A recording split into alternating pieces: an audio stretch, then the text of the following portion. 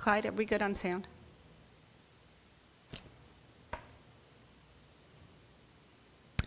Good evening and welcome to a discussion about the facilities master planning process at Santa Barbara City College. Happy to have you all here today. We are live streaming and working with folks here in the audience. I am Pamela Ralston, and I'm the Interim Executive Vice President here at the college, and I'm stepping in tonight for our Superintendent President, Dr. Anthony Beebe, who can't be here, but he welcomes you nonetheless. And tonight we're going to talk a little bit about facilities master planning. So the concept of facilities master planning is making sure that we're good stewards of the resources that we hold for the college and our community. And planning well helps us keep in mind how those resources need to be effectively deployed. Our facilities master planning and educational master planning are deeply connected. And as we plan for new educational programming, we need to plan for the facilities to support them. Educational master planning really helps us take a look at how programming and anticipation of what students need to be able to study over the course of time is anticipated at the institution, and all classes need to be housed in space. And so there's some very specific programming needs that are required for programs that are specialized, like our automotive bay and the work that we do with automotive technology. I'd like to welcome Board President Veronica Gallardo. Hi, thanks for joining us.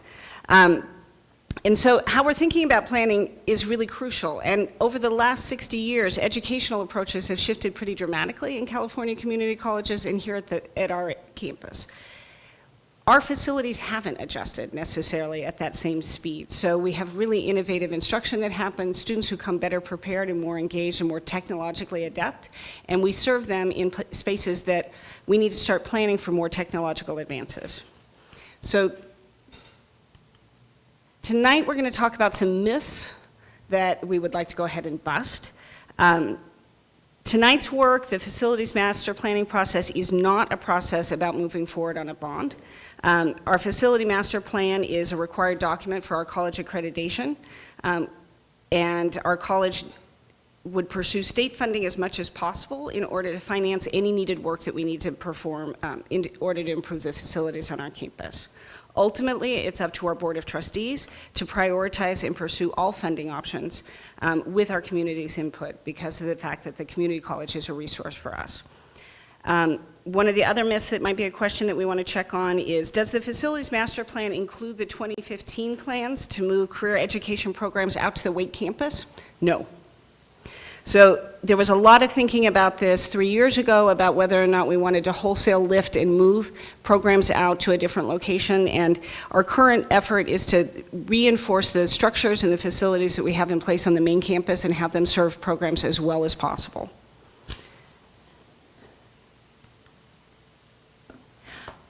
Another question might be, will our facilities master planning address housing for students?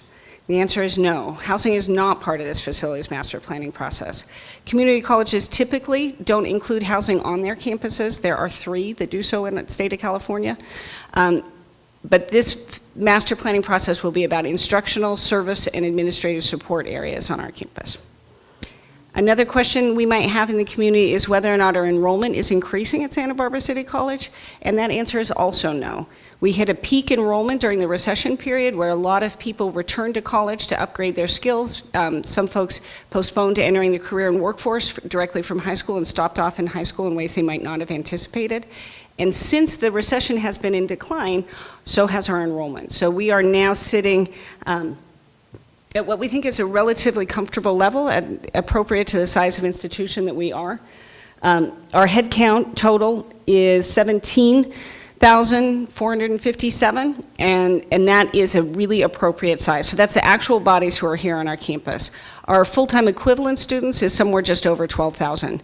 And so if you compare that to where we were in 2009, that real peak period during the recession era, you can see that we're in a marked state of decline.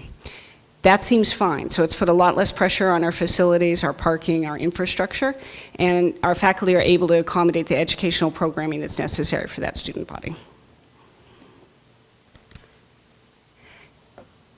With that, I'd like to go ahead and hand the mic over to Lindsay Moss, our Vice President for Business Services, and she's going to walk you through most of the facilities master planning process in greater detail.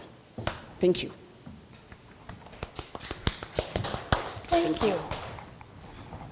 All right. Can you hear me okay? Because I'm not doing this mic, I'm doing my, magic mic. So welcome. Thank you so much for coming. I really appreciate your interest and your attendance at this meeting tonight and to discuss the facility master plan.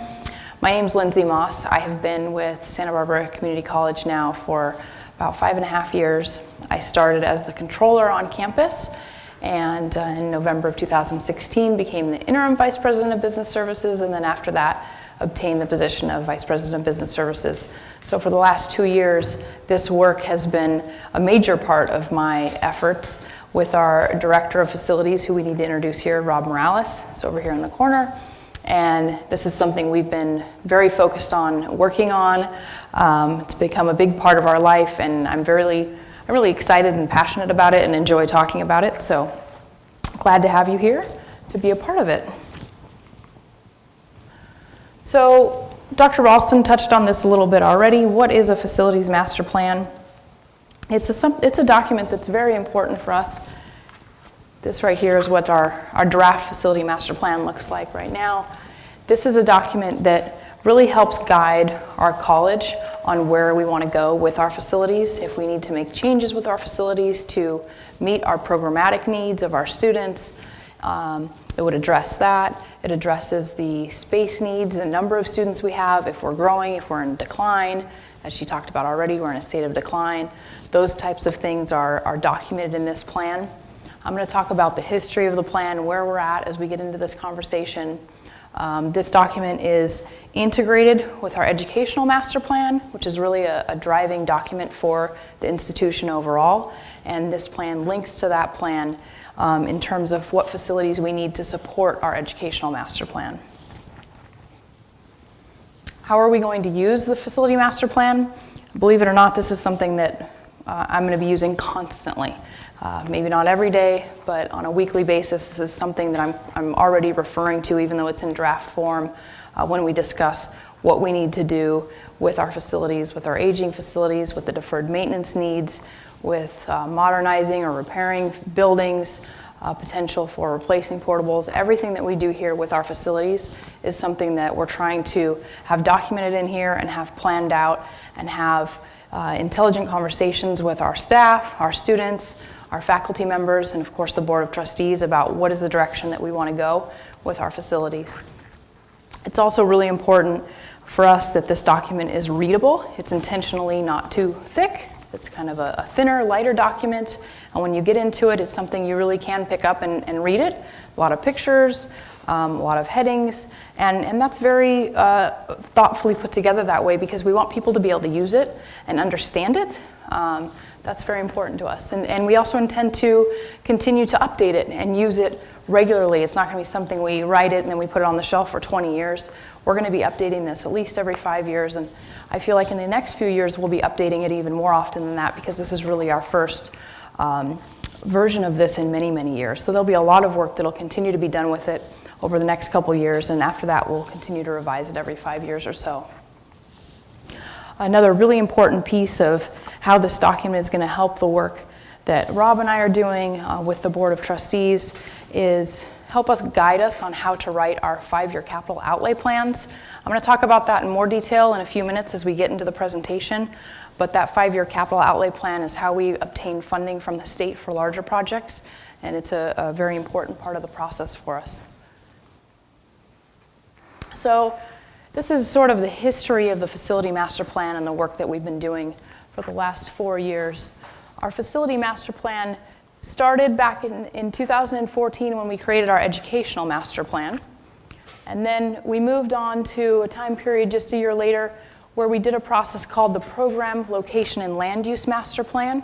We're going to talk about that some more in a few minutes, so I'll give you details on that.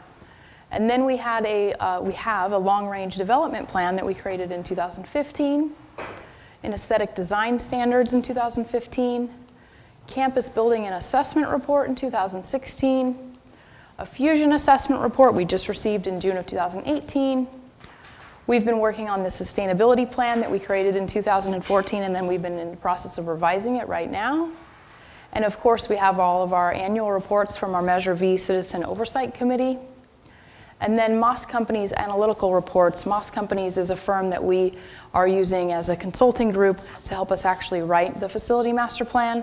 They happen to have the same exact name that I have. There's no relation between the two of us. It's just coincidence that my last name is Moss, and so is the company that we are consulting with. That particular company really specializes in writing educational master plans and facility master plans for California community colleges. So we were very happy to partner up with them and obtain their expertise in writing these types of plans. So all of these documents are roughly 100 pages or longer a piece, and they're all really the support leading into our facility master plan. So all of this work that we've been doing over the last 4 years, compiling this information and creating this data and gathering the data and analyzing it, is funneling into the facility master plan. So those are all very important pieces of the work that we've been doing. So the Program, Location, and Land Use Master Plan, or referred to as PLUMP. Has anybody heard of that? Anybody? You've heard of it? Awesome.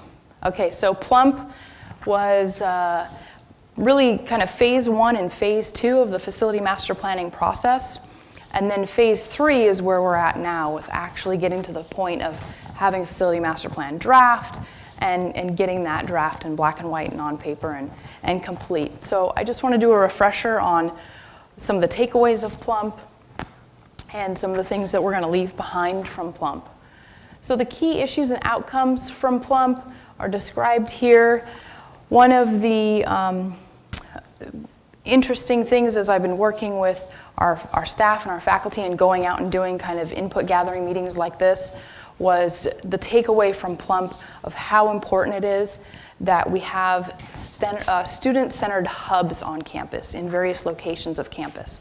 That really came out of the PLUMP effort and continues to be something that we talk about practically on a daily basis here, that when students come to our campus, they come to the Student Services building and they can't necessarily find the services they need, or they're shuffled to a portable that's down the way that isn't actually in the Student Services building, or they're shuffled to Campus Center to get their ID card. Things are not centralized for our students, and that makes it very hard to get the services they need in an efficient manner. So that was discussed heavily in PLUMP and is really still a major portion of the facility master plan, how it's important to us to co-locate the appropriate student hubs in the appropriate areas so our students can get through that process more quickly. So that's one big takeaway from PLUMP. Another piece of PLUMP that many of our community members heard about is the piece that Dr. Ralston already displaced as a myth, that we will not be moving some of our career technology education programs from the main campus over to Wake. That was a PLUMP recommendation to move cosmetology, auto, drafting, interior design from the main campus over to Wake. That was something they came up with during that process, and things have really changed since then, since the PLUMP process. One of them being that the Santa Barbara City College Foundation purchased the cosmetology building for us. So there's no longer a need to move that location to Wake. We have a building now in downtown Santa Barbara. For our automotive department, our dean, Dr. Alan Price, has been able to obtain a decent amount of funding from the Strong Workforce Grant and help provide new tools and modernize our automotive shop. And that's been a very big asset to that department. So moving them is not really necessary at this point either. They have a very good location here in our administration building on main campus, and it's working well for them. And then again, moving a couple other departments over there or programs, it just doesn't fit our mission at this point in time. So that part of PLUMP we're leaving behind and not incorporating into the new facilities master plan. Okay.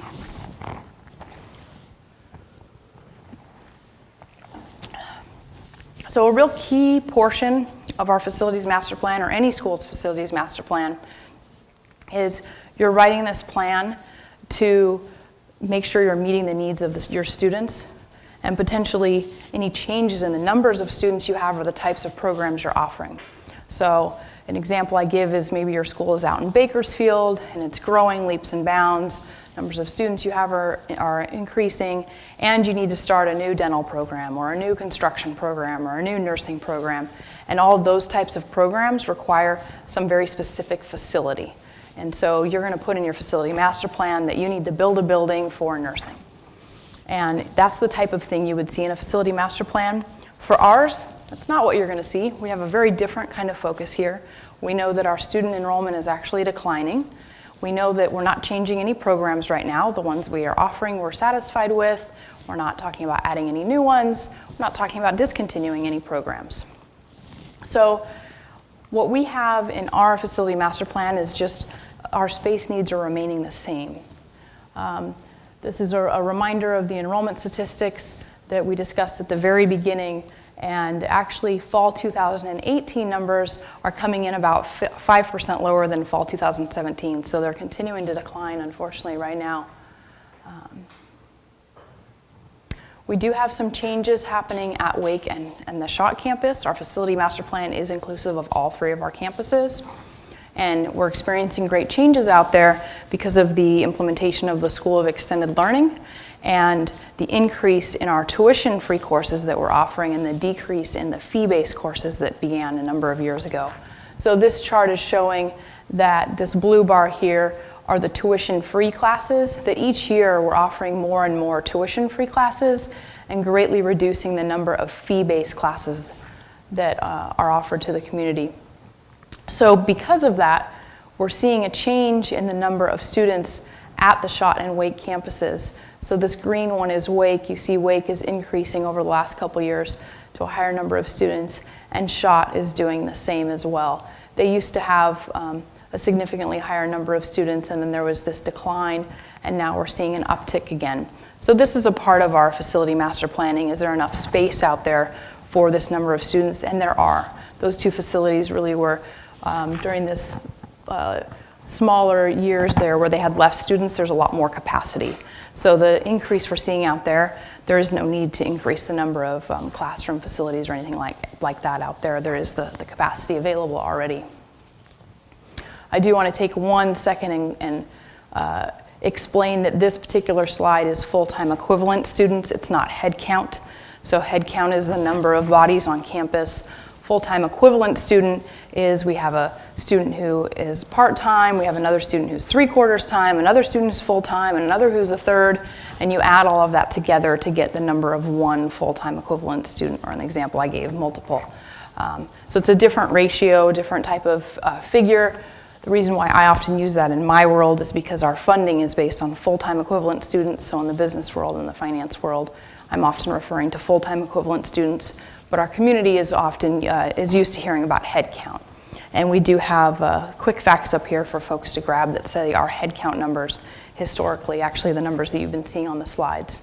It's really important to us that our community knows how many students we have here and that we're not in a state of growth, that we're continue to be in a state of decline.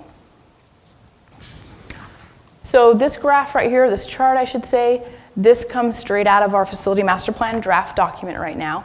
So it's showing what our FTS projections are, and you can see we've been declining. We had a little increase blip here in 14-15, continue to decline out in this direction.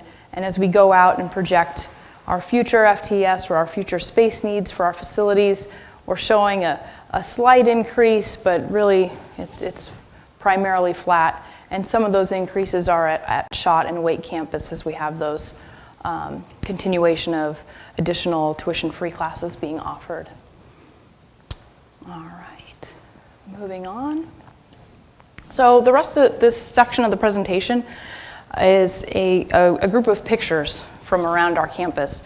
I just want to state that these pictures are not inclusive of all of the things on campus. We have lots of space problems on campus, lots of things that I should have taken pictures of or that I could have, and I just kind of grabbed these pictures from various locations, and I feel as this goes, I'll be collecting a whole catalog of pictures of things we see on campus that need repair, but this is just a general smattering of images to give you an idea of the occurrences we're having on campus with our facilities. So our student services building, has everyone been in it? Yeah. Okay, good. Great. I've been presenting to groups who have never been on the main campus and haven't been in these buildings. So I don't have to explain in too much detail what this building is like, but you know when you go in there, you kind of get really discombobulated and turned around because there's the 4 doors that are all look exactly the same, and it's hard to figure out as a student where in the world you're supposed to go and how you're supposed to find what you need because of the layout of the building. And that's because this building was designed as a library originally, many, many years ago. So it was modernized, remodeled, became the Student Services Building, but it still doesn't quite serve our student needs the best, and it also just doesn't quite have enough space for some of the departments that are in there. So it tends to be less than ideal, and it's something that we're documenting in the Facility Master Plan.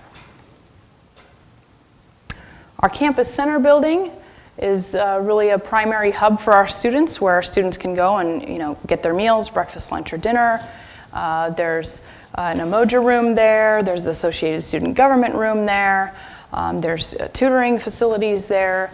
There's the culinary program that has their kitchens in there and the classrooms associated with it. There's classrooms downstairs.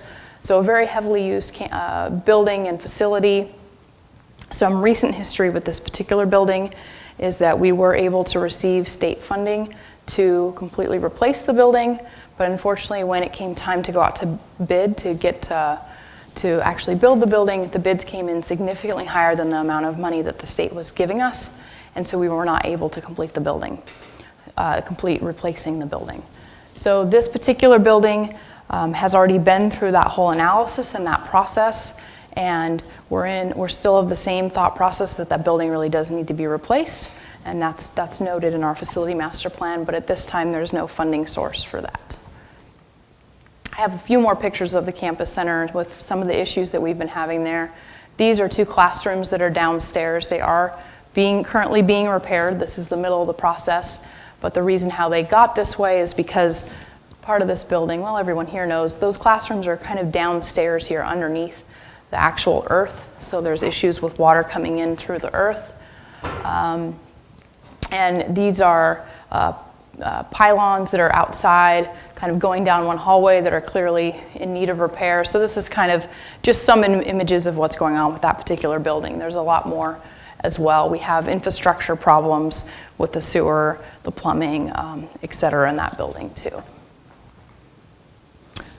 Oh, and I forgot about these fun pictures too. This is the mechanical room in the Campus Center, and that room was designed so long ago when the building was original that the equipment that is in there now just isn't functioning correctly with each other, and it's all very old.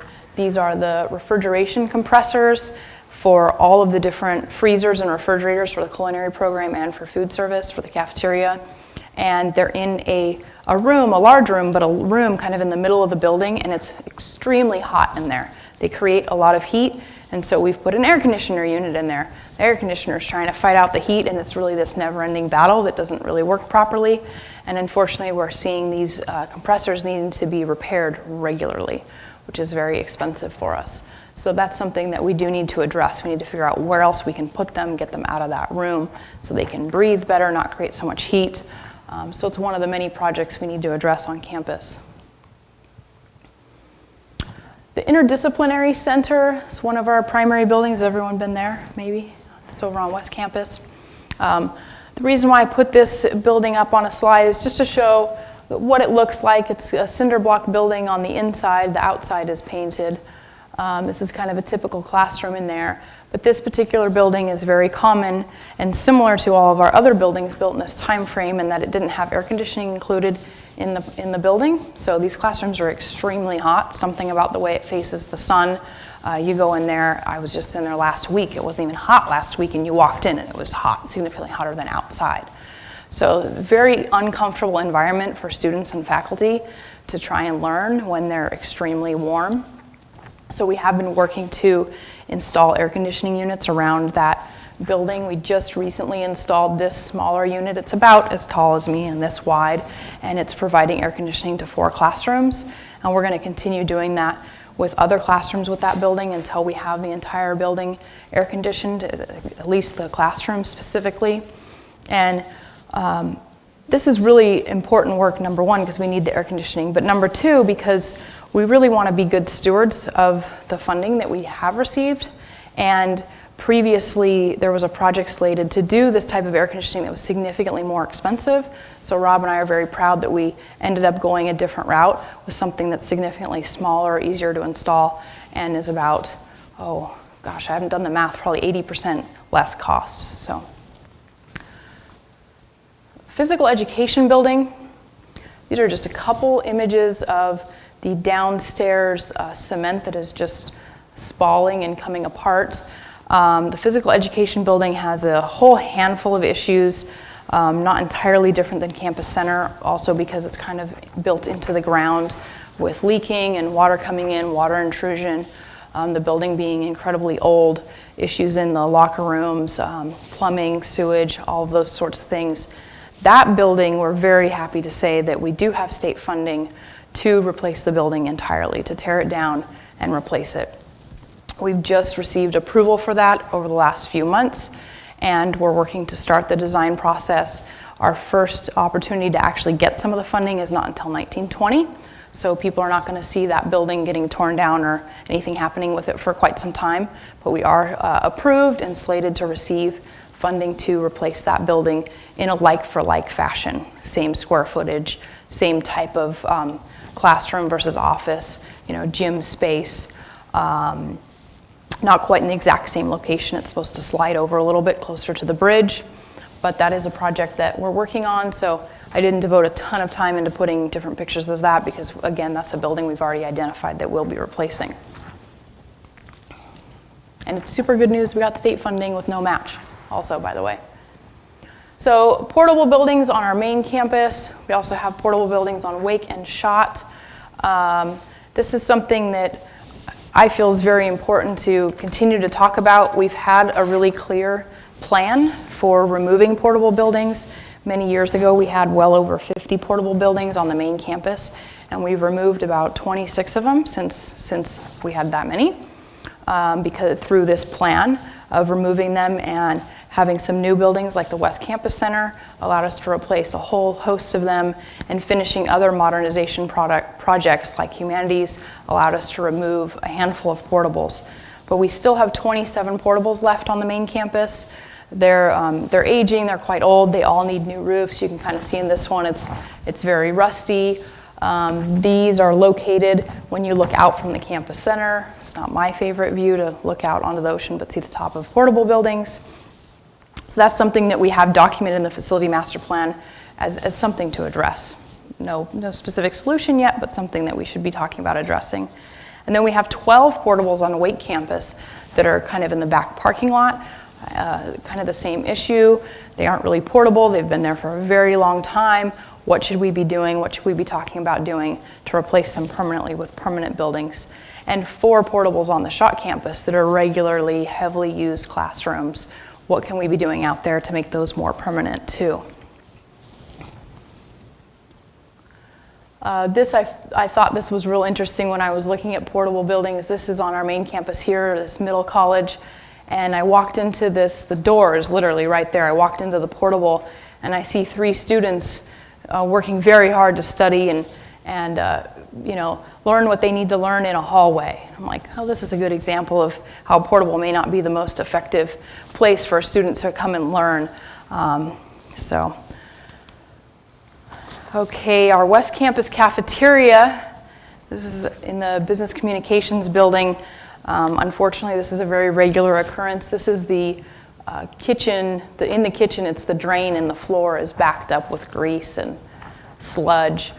So we do have recurring sewer issues across all of our infrastructure, across the whole entire campus, and at all 3 campuses. Our chemistry labs in the physical science building, they're functional, but they're showing a lot of signs of age. And these hazardous waste disposal hoods, which there are multiple of them in each of the 2 chemistry labs, have really come to a point where they're quite old. It would be ideal to make the space safer by replacing those with hoods that are more effective. So that's something that we need to keep in mind, that we really need to make sure that our labs and our our student classrooms are as safe as they can be by making sure that the equipment is current. Our restrooms, so this is my restroom I use every day. I don't know if anyone is familiar with that one. This is another one over here in the admin building. We have 94 restrooms across the 3 campuses. And this is a good example of the work that Rob Morales and I have been doing as a part of master planning for our facilities. We went around and inventoried every single restroom on campus and created a grid of what's the state of the condition of these restrooms. We determined that about 35% of our restrooms are in excellent condition, and that's primarily because they're in a brand new building. So they're brand new restrooms in a brand new building. Then we have about 25% of our restrooms are in satisfactory shape. They're okay, they could use a minor remodel, but they're not terrible. And then about 40% of our restrooms are in really poor condition like this, where they really need a complete remodel. And the reason why this is an issue is because you go into our restrooms and the tile and the grout and the fixtures are so old that people feel like it's not sanitary, it's not clean. You know, oh my gosh, this bathroom looks terrible, it's so dirty and gross. Well, we've cleaned it as much as we possibly can, but it's so old that the grout just looks dirty, the tile looks dirty, it's all worn out. This has occurred because we haven't had a remodel plan for remodeling restrooms, and that's something that we're working on creating as a part of this planning process, where we'll have some recurring, hopefully some funding, and we'll have a plan to replace a handful of restrooms every year to get these back up to a more pleasant level.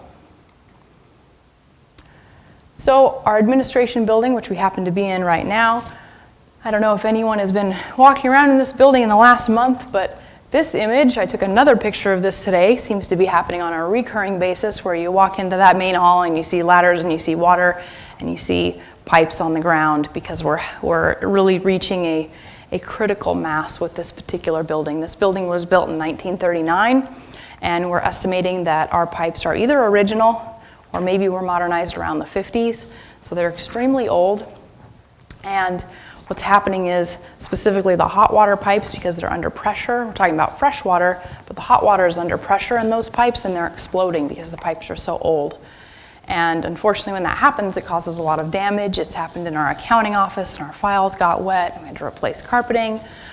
So we're doing our best to handle these emergencies, but right now we're really in an emergency mode with a lot of our facilities, where we're just fixing things when they break, instead of being able to be proactive and fix things before they break. We have too many facilities of this same, not quite this old, but this older age, where everything is breaking, and we don't have the ability to be proactive, either because we don't have the funding or we just don't have the manpower to keep up with all of these repairs. This particular image is a pipe that was repaired with duct tape. I don't think it worked.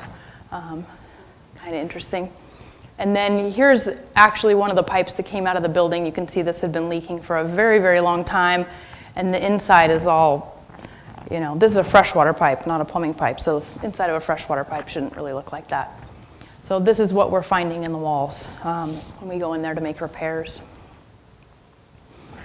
Okay, pathways all around campus. This is a really important topic, because we want to make sure that our pathways are as safe as possible and accessible for folks in wheelchairs or, you know, all types of ADA needs. And we already have a process where we go around campus each year and we shave down the edges of our pathways that are rising when the concrete does this or this. We're shaving it down, and we're doing that every year to keep things as safe as we can. But in some areas, it's, you know, the cracks are getting so bad, things are moving around so much, that we've highlighted in our facility master plan that improving our pathways and replacing them is something that's important to us. Classrooms. Another classroom in the administration building, just to show that we do have classrooms that are really in need of repairs as well. I just happened to pop in this one. I had a big hole in the wall, and this chair was actually shoved and stuck under the floor. This particular classroom, I wanted to highlight this because it's got another one of those portable air conditioning units. It's very much a recurring theme across campus, where we've done what we can do to do makeshift air conditioning across various areas of the campus because the classrooms are just too hot. Our climate is not as cool as they believed when they designed these buildings. Okay. We're cooking right through. So I'll talk a little bit more now about the actual details within the facility master plan here. So the contents of this facility master plan are listed up here.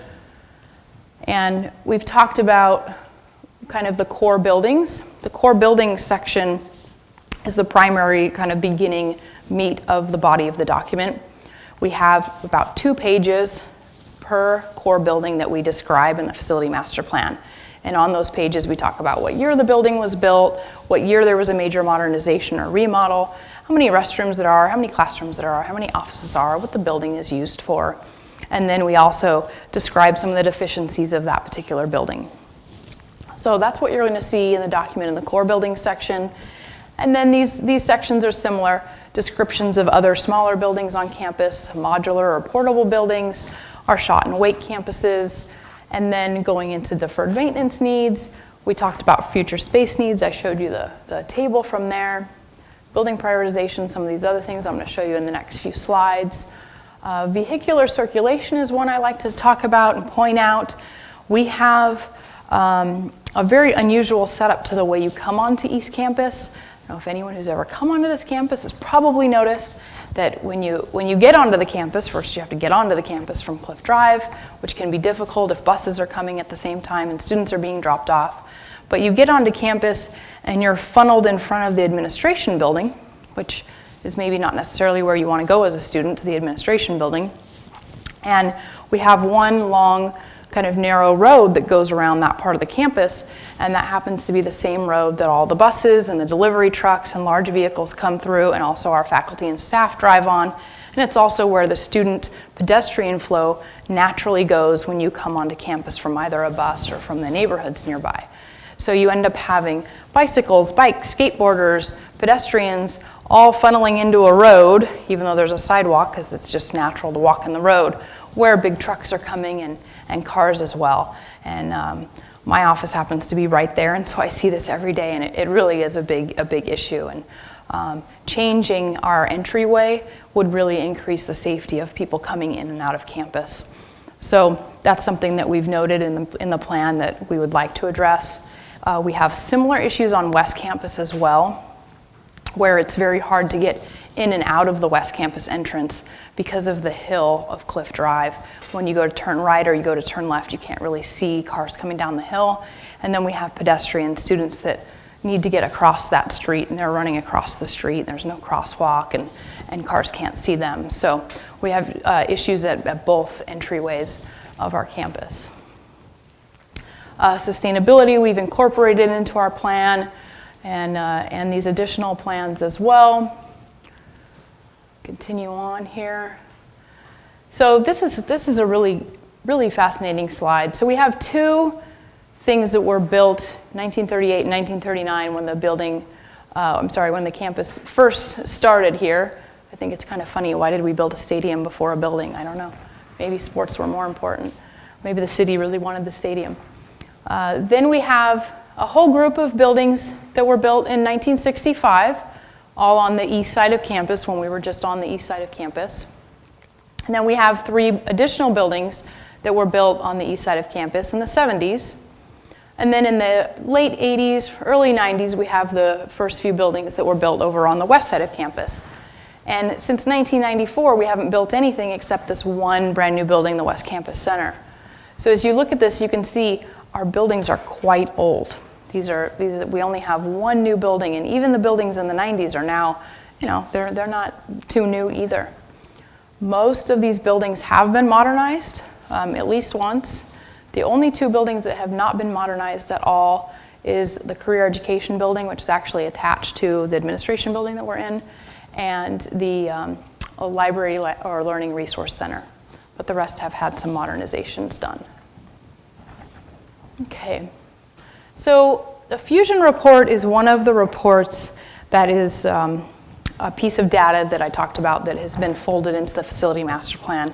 And the reason why I want to talk about this one report in particular is because of what is found in the facility master plan, or the FMP, in the core building section. I'm going to hold this up as if you can see this tiny, tiny print. I know you can't. But on the second page where it describes each of the core buildings, there's a section referring to this fusion report. And what it's telling us is the current repair cost and the current replacement cost for our buildings. Now, I want to explain where these numbers are coming from, and kind of what they are and what they aren't. They're coming from a structural assessor that came and did an assessment of all of our campuses, a very detailed one, just recently in June of 2018. They're employed by the Foundation for the California Community College System, and they do this report regularly, about every 3 years for colleges. So it was just very convenient that we were up for our turn just recently, so we have a current updated plan to reference. But what this report isn't, it gives dollar amounts for repairs and replacement of our buildings, but this is not at all the same as if you designed a new building and went out to bid and got a current cost of what it would cost to either repair or replace. That number would be dramatically different. This is really just a rough starting point, an idea to help understand, well, this building maybe needs so many repairs that the repair cost is really similar to the replacement cost. Let's talk about that. Do we want to be repairing this building, or do we want to be replacing this building?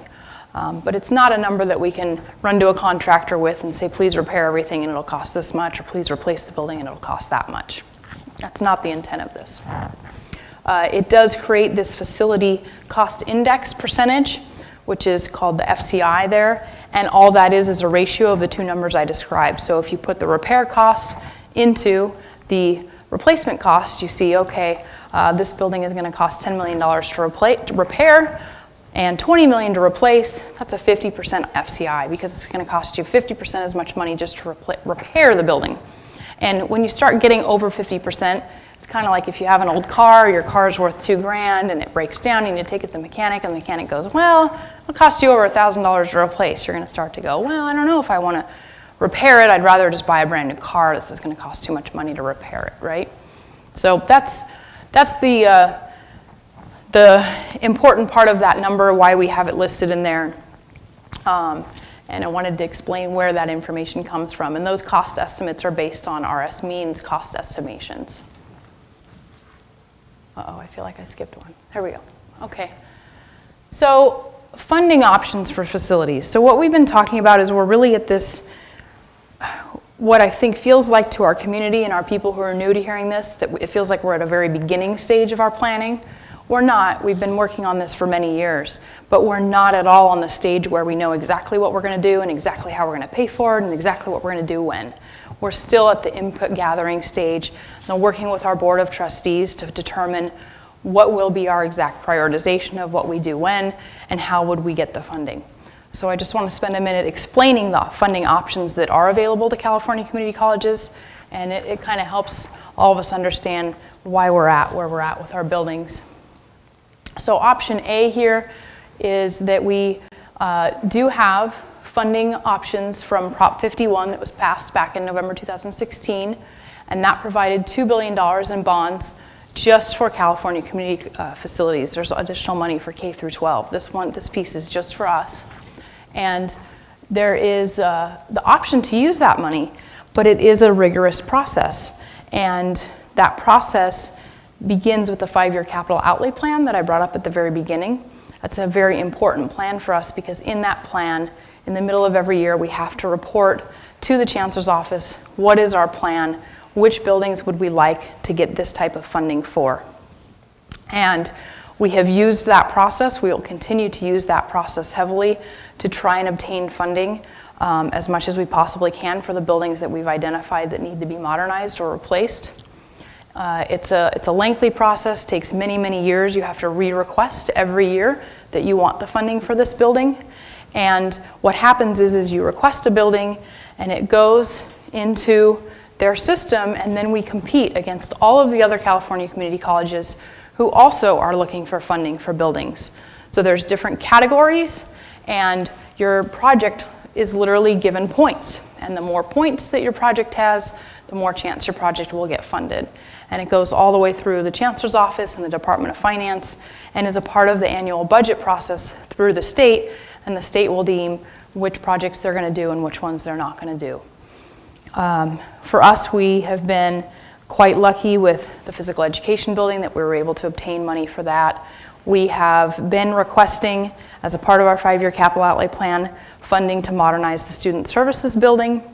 One of the reasons why we've been requesting that is because that type of building, the category that it falls in, and the reason why we want it remodeled, there's not a lot of competition in the state to obtain that funding for that type of category. So we have a good chance, fingers crossed, knock on wood, that if we continue through the process and we continue asking, that we might obtain funding for that through this option. But as we work on this facility master plan, it will help us flesh out what other projects, what other buildings we'll be requesting next summer in the 5-year capital outlay plan. The one last piece I want to say about this option A is this really is our go-to option for funding. We want to always make this our #1 choice in how we would obtain funding for replacement or modernization of buildings before we did anything else. Okay. So option B is, why don't you just use the money you have? You know, I get asked that question. Don't you just have enough money to just replace all of your buildings that you have? You guys have money, right? You get funding. Well, the funding we receive for our students for running classes and doing the business that we do, yes, we do receive funding for that, but we devote that to that process, to all of those programs. We use about 1% to 2% of our general fund each year on construction projects and deferred maintenance. It's a very, very small amount. If we were to try and save enough money to, say, build a new building, we wouldn't be able to offer any courses to our students. So using our unrestricted general fund or our reserves is not really an ideal option, and it doesn't give us what we need. It doesn't give us enough funding to, say, modernize a whole new building. This option number C, that doesn't make sense, it's letter C. Option letter C here is a very small money that we don't always receive. It's one-time funding. Some years we get a small amount, about 300 grand. Other years we might get $2 million. This is a block grant that we get from the state in the years that the governor's budget allows for it. And we have the decision to spend it either on instructional equipment or deferred maintenance. And we have been allocating most of it here to deferred maintenance because that's a little bit more of where the need is. So that has been helpful. It's been allowing us to do some of these air conditioning projects and some other projects around campus, the new carpet in the library, things like that. But it's such a small amount of money, it doesn't really allow us to fix everything. So option D of how a community college would receive funding to do large types of projects is through a local bond, through the community. But like I said a moment ago, that's really our last resort. Our first resort is to go to the state for any type of funding that we're looking for any new buildings.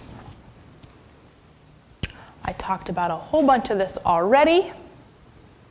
So I covered all that information. So building prioritization. This particular slide and image, it is a piece of the actual facility master plan. That's a page in the facility master plan. And this came out of work that we were doing with the board when we were working on doing our last 5-year capital outlay plan. The board of trustees asked me, they said, well, you know, we're having a hard time grappling with why we have what we have in the plan.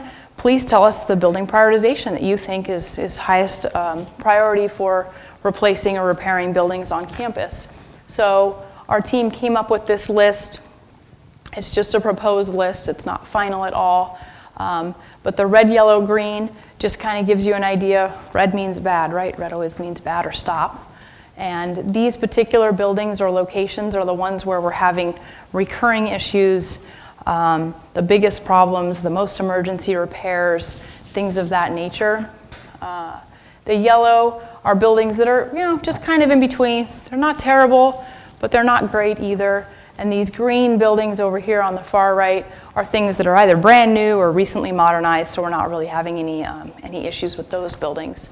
This just kind of helps us wrap our brain around the number of buildings we have on campus and which ones we're really seeing as the ones that we need to focus our efforts on. Let's see. And then I also want to discuss the highest priority projects because there's more than just buildings. In fact, some of our highest priority projects aren't buildings at all.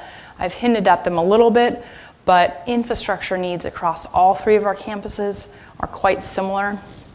We have our fire system on all 3 of our campuses is not adequate. It doesn't operate as well as it should. We spend a lot of time trying to repair it, and unfortunately we have a lot of false alarms, so that doesn't work very well. The Schott and Wake campuses, their fire systems are not tied into our main campus system, so we don't know if something has happened out there from here. That's something that we have noted as a high priority issue. Parking lot repavements across all of our campuses. The deferred maintenance block grant that we get from the state is not, you're not allowed to do parking lot repavements with it, which is unfortunate because that's an area where we really need to have funding to repave our parking lots. At Wake and Schott, they're particularly bad. Our West Campus entrance here is particularly bad. That's something that is high priority for us. We really want to make sure that in our parking lots that there are as few uneven surfaces as we can to prevent trips and falls in our parking lots. So pathway repairs, I talked about that earlier, removal of portables, and sewer line replacements, infrastructure across all 3 campuses that is just so old and aging that they really need to be replaced entirely. A couple items on the main campus specifically is our bridge. It was modernized not too long ago, but it's not resolving the issues that we're having with it. It's a wood structure, and the deck that we continue to have resealed and replaced on it continues to not be sealed and lets water into the bridge and the wood foundation. So that's something that we feel is a high priority to consider options for replacing it. Talked about the East and West Campus entrance already. Wayfinding and signage, I don't know if everyone's familiar with that term. It seems like a small thing when you just start to think about it, but when you dive into it, it's quite a large project. We don't have the type of signage on campus that is typical for a college of our size. And when I mean signage, I kind of picture you drive onto campus and there's a really nice formal sign that tells you what parking lot you're in and how to get to a certain building and where the next parking lot is. And then you come out of your car and you get onto campus, and then there's a sign that tells you where you are and how to get to where you want to be. And this is the type of signage you would see all throughout an entire campus, kind of like a Disneyland. How do you get to where you want to go? It's something that unfortunately we're lacking, and it's a really big issue, and it's come up many, many times recently and as a part of the plump process as well, that it would really help our students to have signage and our visitors, our guests, so they can figure out where to go around on campus. And then the buildings we've already discussed, and you've seen them kind of on the building prioritization slide, that on the main campus here, some of the buildings that really need modernization the most are the administration building, this building that we're in. This building is quite old, from 1939. The facade of the building is something that I think many of us are attached to. We wouldn't recommend tearing down the building completely because it's not officially a historic building, but there's something special about it. There's something special about the way it looks and the way it feels. So this building would be one we'd be talking about modernizing or restoring. Then we have the physical science building. These 2 buildings, am I pointing in the right direction? Yeah, just down this way, that are kind of by themselves. They have a lot of, it's just not quite the right layout. Those are ones that potentially we could get state funding for. And then the sports pavilion or the PE building, that's one that we're already in the queue to replace, and the student services building as well, and campus center. I just realized it's not up there, and it should be. So in the campus center building. And these are not in any particular order at all. They're just alphabetical. So one more time, we'll talk a little bit about that state funding option from the proposition. With the state funding, another one of the criteria that is used to determine how highly we'll get ranked compared to other schools' projects is whether or not we have a local match or no local match. So we can say to the state, we want to do this project, but we're not going to contribute any additional funds. We need all of the money from the state. Or we can go and say, well, we want to do this project, but we want to contribute, say, 25% of the cost to the project and have a match. And when we do that, that changes our ability to be able to get the funding. The more money we're willing to put in, the higher the project will get ranked at the state level. So we've had a consultant we've worked with for many years who's really quite an expert at this process, and he's helped us determine that with the buildings that we have, that the administration building and the student services building are two buildings that we really would have a good chance of getting state funding for a modernization project with no local match. So that's good news. Then the Schott campus and the Wake campus, we have a good chance of getting funding to modernize those buildings as well if we put in a 25% match. Those are really the only buildings that we have good chances right now of getting funding for. So that's why they're noted there. I think we're getting through this here. We're almost done. So the work that we've been doing for the last year is going around and having these types of meetings with all of our internal colleagues, the Associated Student Government, our various shared governance groups with the faculty and the managers and the staff, gathering input and doing meetings like this with our community, reaching out to our colleagues and with the city and the county, and learning what kind of things that they're interested in seeing with our campuses. And that's why we're doing these types of meetings this week as well. So these are our week of community input meetings. This is our third one out of 4. So we'll continue to do this type of work. It's very important to us that we gather this information and that we're doing what our students need with our facilities and what our community needs and staying in line with everyone. This is the list of the meetings that we've had. This particular meeting is recorded on YouTube, so we'll archive that and people can always go back and review this meeting again in the future. And I think that was it. If anybody has questions, that's what I'm here for, or input, general ideas, anything that you want to talk about, that's what we're here for. Yeah? Okay, so I'm a little concerned, it seems a little hard-to-skeleton to me, because you got listed as a high priority, the parking lot repavement, but it's also listed in here as a deferred maintenance. So what is it, then? High priority, deferred maintenance? It's deferred maintenance, you're just going to kick the can down the road. No, so what that section on deferred maintenance means, it means that we've identified items that are well beyond scheduled maintenance, something that you know you're going to repair, say every year, every 2 years. It's deferred. It's well beyond the time to repair it. And that some of our deferred maintenance projects we're saying are really high priority. Yeah, because I'm thinking of especially the entrances to the west parking lot. Yeah. I mean, I come in on a bicycle. Right? Yeah. I got to slow down, right, to where I'm almost walking the bike. Right, because of the asphalt. It's so rough, especially you go down toward the parking level, the parking building. Parking structure, yeah. Going down toward the new buildings. So it's like you're going into a parking lot and I don't know, you see all these new buildings, but you see a parking, a drive that looks like a country road almost. Yeah, you're absolutely right, and I'm bringing this down because I just realized anyone who's watching online, they can't hear you unless you're mic'd.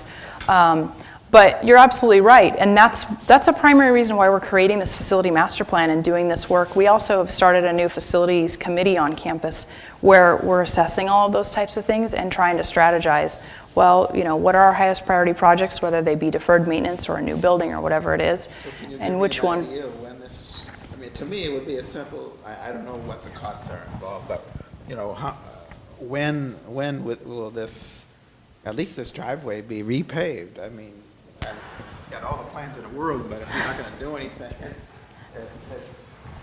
Right. The parking lots in particular are one of the things we're discussing right now as a part of our budget process for next year. And we are looking at hopefully funding from our general fund for those because it is such an issue. But right now with this draft document, that's just not quite the stage we're at of determining when we're going to do the projects and how we're going to fund them. So we're really at kind of the beginning stages of that. But we know the parking lots are a real issue. I hope that helps. Any other questions? No? Good. All set? Well, thank you so much for coming. I appreciate it. It was great to share this information with you.